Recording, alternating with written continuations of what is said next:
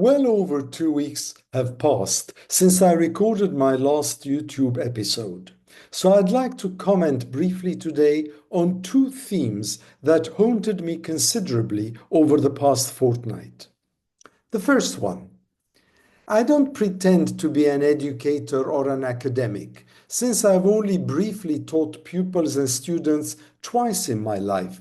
Once in Jerusalem, where I taught English, French, and chemistry at a school, and then later in Scotland, where I led discussions with undergraduate law students at a university on the comparative roots of common and civil laws. However, I've spent enough time in French and British universities to appreciate how much these institutions are spaces that encourage thought and expression, and so develop thinking, character, and performance in later life. This is why I'm mortified by what is happening to educators, teachers, and students at various universities in the USA. There is fear, raw fear, as the US administration is going after anyone, tenured or otherwise, whose viewpoints do not subscribe to their own political ones. This used to be what history accused communism, McCarthyism, or fascism in the past, namely that they were chasing shadows whilst brooking no dissent. When professors and students alike become hunted animals, everyone loses out. So given I do not have the tools to formulate an apposite or clever answer here, I'll simply remind viewers of the late African-American writer and civil rights activist James Baldwin, who once wrote, "The paradox of education is precisely this, that as one begins to become conscious, one begins to examine the society in which they are being educated." Remember, educators are mandated by their deontological oaths to embrace efforts by their students to evaluate diverse and sometimes contradictory or even jarring ideas and opinions. Now, my second point. Close friends who know me well enough asked me recently if I were feeling okay because they'd read a couple of my social media posts in which I had said that tears had welled up in my eyes after watching two short clips on the misery and suffering being visited upon Gaza. "How come you go lachrymose on us?" they inquired, "when we've always known that you admire Mr. Spock from Star Trek for his Vulcan ability to place mind over matter?"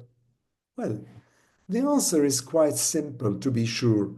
I did not forsake logic, but mind and matter eventually fused in the face of what Gaza experiences today. Just examine the figures as to how Israel is vengefully altering Gaza's demographics. The internet is awash with figures, but let me also highlight a few Spartan facts, and some of you listening to me from think tanks, charities, and the media know them full well. 1. The recorded deaths after 18 months stand at over 50,000. Without mentioning those under the rubble or those being scavenged by stray dogs. 2. There have been 11,850 attacks on Palestinian families. 3. 2,165 families have wholly been wiped out. 4. 365,000 homes have become uninhabitable. 5. 2 million Palestinians have been displaced, the overwhelming percentage of the whole population of Gaza. And 6. 39,384 children are orphaned or without one parent, whilst finally 14,232 women have been widowed. These macabre figures do not also begin to address the injured, maimed, or handicapped across the whole strip, And for a powerful summation of my j'accuse moment à la Émile Zola, watch any recent clip by Tom Fletcher, UN relief chief and formerly an accomplished diplomat, who said that he's never seen anything like Gaza before. Appalling, harrowing statistics. Granted, Israel was rocked to its roots by the attack on 7th October 2023. And for the umpteenth time, it was an execrable terror attack, regardless of the long history of colonization, displacement, and occupation behind it. But what has afflicted Gaza Palestinians, and mark my words, it is now also afflicting Palestinians in the West Bank, makes me shed tears. After all, anyone in the world with an ounce of humanity and compassion would feel the Palestinian pain as much as that of other indigenous peoples across our global village. But this episode is far more than a regurgitation of facts and figures. And other than expressing my grief, it also voices my concern that our world is walking blindly toward another war that will shake us mere mortals to our core.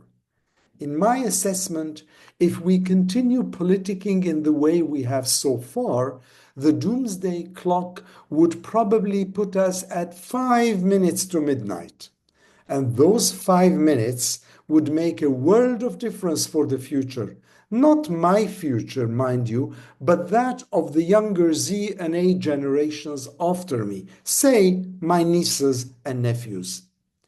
There was a time when experts told us that the Cold War succeeded in balancing the two halves of this world and kept peace by avoiding major, even nuclear conflagrations.